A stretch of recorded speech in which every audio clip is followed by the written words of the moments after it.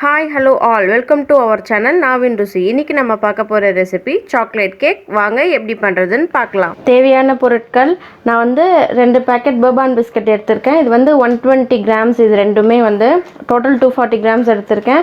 இது வந்து 250 ml கப்பில் பால் எடுத்திருக்கேன். இது வந்து ஒரு 3 டேபிள் ஸ்பூன் சுகரு. இது வந்து சாக்லேட் கேன்ஸ். இது மேலே டெக்கரேட் பண்ணுறதுக்கு ஒரு பேக்கெட் ஈனோ எடுத்திருக்கேன். அப்புறம் 3 டேபிள் ஸ்பூன் அளவு தண்ணி எடுத்திருக்கேன். வாங்க இது எப்படி பண்ணுறதுன்னு பார்க்கலாம். இப்போது இது எல்லாத்தையுமே நம்ம உடச்சி போட்டுக்கிட்டோம். இதை நான் நல்லா கிரைண்ட் பண்ணிவிட்டு உங்களுக்கு காமிக்கிறேன். இங்கே பாருங்கள், இதை நல்லா கிரைண்ட் பண்ணி எடுத்தாச்சு எவ்வளோ பவுடராக. இப்போ இதை வந்து ஒரு பவுலில் ட்ரான்ஸ்ஃபர் பண்ணிக்கலாம்.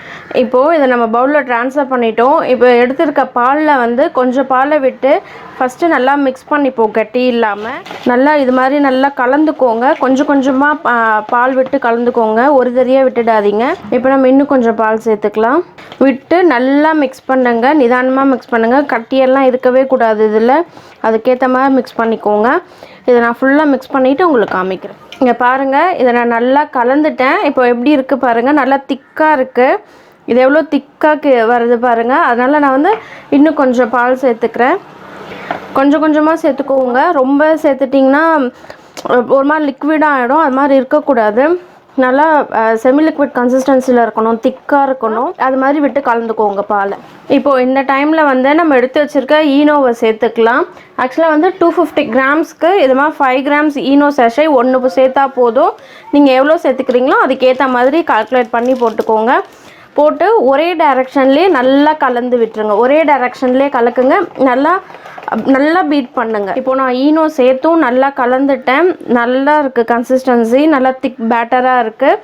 இப்போ இதை வந்து நம்ம கேக் மோல்டில் ட்ரான்ஸ்ஃபர் பண்ணிடலாம். அந்த பேட்டரை இதை ட்ரான்ஸ்ஃபர் பண்ணுறதுக்கு முன்னாடி லைட்டாக கொஞ்சம் நெய் அப்ளை பண்ணிக்கோங்க. ஃபஸ்ட்டு நல்லா க்ரீஸ் பண்ணிக்கோங்க.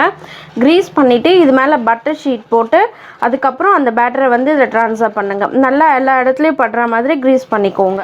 இப்போது நான் நல்லா க்ரீஸ் பண்ணிக்கிட்டேன். இதில் வந்து இது மாதிரி ஒரு பட்டர் ஷீட் போட்டுடுங்க. பட்டர் ஷீட் போட்டால் தான் வந்து கொஞ்சம் நல்லாயிருக்கும். இப்போ வந்து இந்த பேட்டரை ஃபுல்லாக இதில் ட்ரான்ஸ்ஃபர் பண்ணிடலாம். இந்த பேட்டரை நீங்கள் இந்த கேக் மோல்டில் ட்ரான்ஸ்ஃபர் பண்ணிவிட்டு ஒரு 2 தடவை டேப் பண்ணிவிடுங்க. டேப் பண்ணிவிட்டு இது மாதிரி இருக்க பபுள்ஸை வந்து ஒரு குச்சியாலோ இல்லை இது மாதிரி சிசராலோ வந்து அதை ஓட்ட பண்ணி விட்டுடுங்க. இப்போ நம்ம ஆல்ரெடி ஒரு 10 மினிட்ஸ் வந்து ப்ரீஹீட் பண்ணிட்டோம் இந்த பேனை. இந்த பேனில் வந்து நம்ம இந்த கேக் டின்னை வந்து ப்ளேஸ் பண்ணிடலாம். ப்ளேஸ் பண்ணிவிட்டு லோ டு மீடியமில் வச்சுக்கோங்க ஃப்ளேமை. லோ டு மீடியமில் ஒரு 30 மினிட்ஸ் டு 35 மினிட்ஸ் இருக்கட்டும். இதை இப்படி போட்டு க்ளோஸ் பண்ணி வச்சுடுங்க. நம்ம ஒரு 30 மினிட்ஸ்க்கு அப்புறம் பார்க்கலாம்.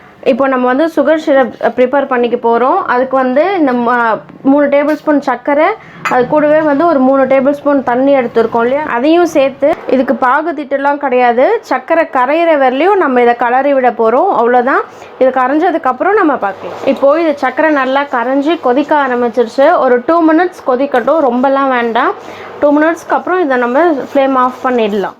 இப்போ 2 மினிட்ஸ் ஆகிடுச்சு. இது நல்லா கொதிச்சிடுச்சு. இந்த டைமில் வந்து ஃப்ளேம் ஆஃப் பண்ணி இதை ஆற வச்சிடலாம்.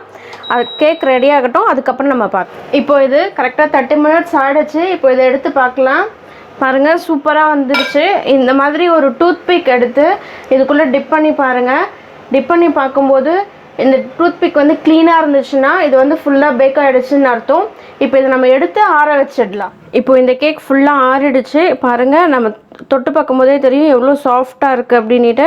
சைட்லேயும் பாருங்கள் எவ்வளோ சாஃப்டாக இருக்குது அப்படின்ட்டு. இதுக்கப்புறம் நீங்கள் இதை எப்படி வேணாலும் டெக்கரேட் பண்ணிக்கலாம். இப்போ நான் ஆறின கேக்கை வந்து இது மாதிரி 2ஆக கட் பண்ணி வச்சுருக்கேன். இதில் வந்து நம்ம கொஞ்சம் சுகர் சிரப் விட்டுக்கலாம். ரொம்ப வேண்டாம், லைட்டாக இது மாதிரி விடுங்க. ரொம்ப விட்டிங்கனாக்கா ஊறி போயிடும் கேக். நல்லாக்கா எல்லா இடத்துலையும் படுற மாதிரி ஜஸ்ட் இது மாதிரி சொட்டாக விட்டுருங்க போகிறோம். ஏன்னா அது வந்து கொஞ்சம் எக்ஸ்ட்ரா ஸ்வீட்னஸ் கொடுக்கும், வேறு ஒன்றும் கிடையாது. இப்போது 2 பாட்லேயும் சுகர் சிரப் போட்டுட்டோம். நம்ம எடுத்து வச்சுருக்கோம் இல்லையா சாக்லேட் கனாச், அதை வந்து இது கூட இப்போ சேர்த்துக்கலாம். ஈவனாக சேர்த்துக்கோங்க. சேர்த்துட்டு ஒரு ஸ்பேச்சுலாவால் இது ஈவன் பண்ணிவிடுங்க. இப்போ நம்ம கேக்கை ஃபுல்லாக ஃபினிஷ் பண்ணிட்டோம். நான் வந்து ஒயிட் சாக்லேட் கனாஷ் வச்சு மேலே டெக்கரேட் பண்ணியிருக்கேன். நீங்கள் உங்களுக்கு விருப்பப்பட்ட மாதிரி டெக்கரேட் பண்ணிக்கோங்க. நீங்கள் இதை ஃபுல்லாக முடிச்சுட்டு அட்லீஸ்ட் ஒரு 1 hour வந்து ஃப்ரீசரில் வச்சுட்டு அதுக்கப்புறம் நீங்கள் வந்து சர்வ் பண்ணிக்கலாம். இந்த டிஷ் செய்து பார்த்துட்டு உங்களுக்கு பிடிச்சிருந்தா மறக்காமல் என்னோட கமெண்ட் செக்ஷனில் கமெண்ட் பண்ணுங்கள். தேங்க்யூ ஃபார் வாட்சிங். இந்த டிஷ் செஞ்சு பார்த்துட்டு உங்களுக்கு பிடிச்சிருந்துச்சுன்னா மறக்காமல் லைக் பண்ணுங்கள், ஷேர் பண்ணுங்கள், என்னோட சேனலை சப்ஸ்கிரைப் பண்ணுங்கள்.